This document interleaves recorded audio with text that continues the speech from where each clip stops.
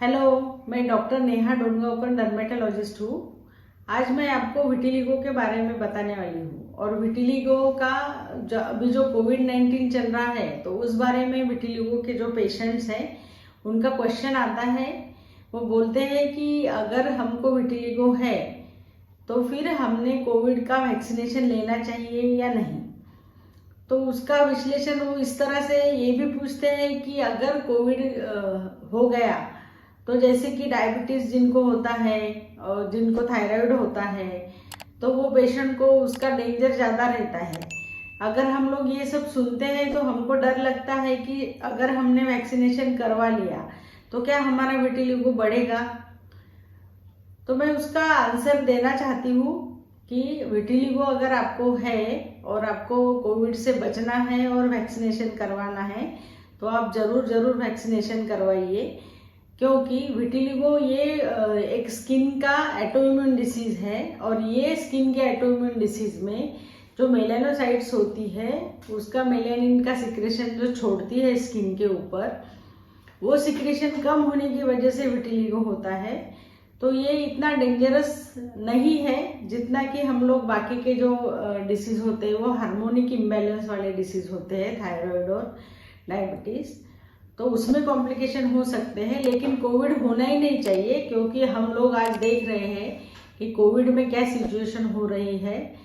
तो लोगों के सामने लाइफ और डेथ ये सिचुएशन हो रही है, तो ऐसे सिचुएशन में वैक्सीनेशन करवाना बहुत ही ज़रूरी है। तो इसलिए विटिलिगो को पेशेंट ने वैक्सीनेशन करवा लेना।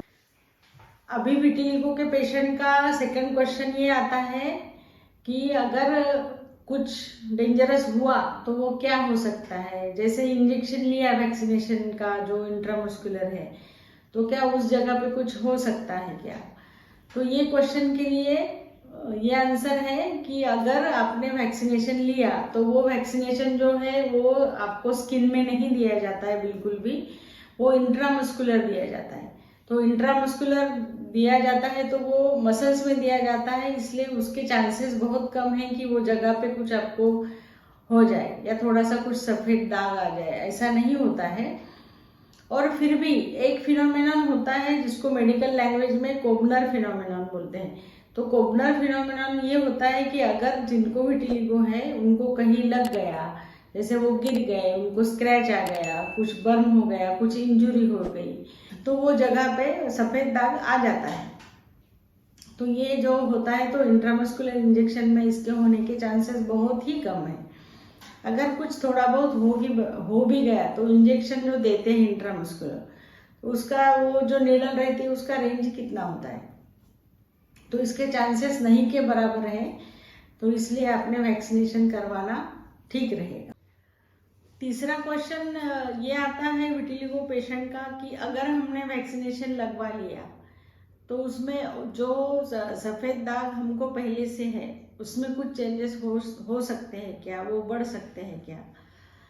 तो देखिए, अभी जिनका बहुत सालों से पुराना जो सफ़ेद दाग है जिनको, तो उन लोगों को बहुत ही कम नहीं के बराबर चांसेस है। और कभी किसी ने अभी तुरंत वैक्सीनेशन करवा लिया और उनका एक्टिव विटिलिगो है, उसमें थोड़ा बहुत चांसेस हो सकते हैं, लेकिन इतना भी घबराने की ज़रूरत नहीं है। वैक्सीनेशन से आपको फ़ायदा ही है। और आप अगर कोविड का वैक्सीनेशन लेते हैं तो आप आपके आजू बाजू के लोगों को भी सेव कर रहे हो उसकी वजह से, वैक्सीनेशन के थ्रू, और खुद को भी सेव कर रहे हो। तो ये ज़्यादा ज़रूरी है कि आपको वैक्सीनेशन लेना ही चाहिए। चौथा क्वेश्चन ये आता है कि वैक्सीनेशन करवाने के बाद हमको क्या सिम्टम्स हो सकते हैं, जो आम आदमी वैक्सीनेशन लेता है उनके जैसा ही, या कुछ हमको एडिशनल सिम्टम्स दिख सकते हैं उसके। तो देखिए, वैक्सीनेशन लगवाने के बाद विटिलिगो के पेशेंट को कुछ अलग सिम्टम्स दिखेंगे ऐसा कुछ नहीं है। बहुत सारे लोगों को फर्स्ट वैक्सीनेशन के बाद, फर्स्ट डोज के बाद थोड़ा बहुत फीवर, हेडेक ये सिम्टम्स आते हैं। तो उसी तरह के कॉमन सिम्टम्स आपको भी आ सकते हैं जो 2-3 दिन में चले जाते हैं। अब वो उसके बारे में भी इतनी घबराने की ज़रूरत नहीं कि क्या हो सकता है और कुछ डेंजरस हो सकता है क्या, तो ऐसा कुछ भी नहीं होता है। इसलिए विटिलिगो के पेशेंट ने अपना लाइफ सेव करना चाहिए और वैक्सीनेशन करवा ही लेना चाहिए। तो ये सब क्वेश्चंस के आंसर है। अगर आपको मेरा चैनल अच्छा लगता है और आपको अच्छा इन्फॉर्मेटिव वीडियोस लगते हैं तो हर बुधवार और शनिवार को हमारे वीडियोस अपलोड होते हैं, तो इसलिए आप हमारा चैनल ज़रूर सब्सक्राइब कीजिए, लाइक कीजिए और बेल आइकॉन का बटन दबाइए। इसकी वजह से आपको नोटिफिकेशन आएगा। Thank you.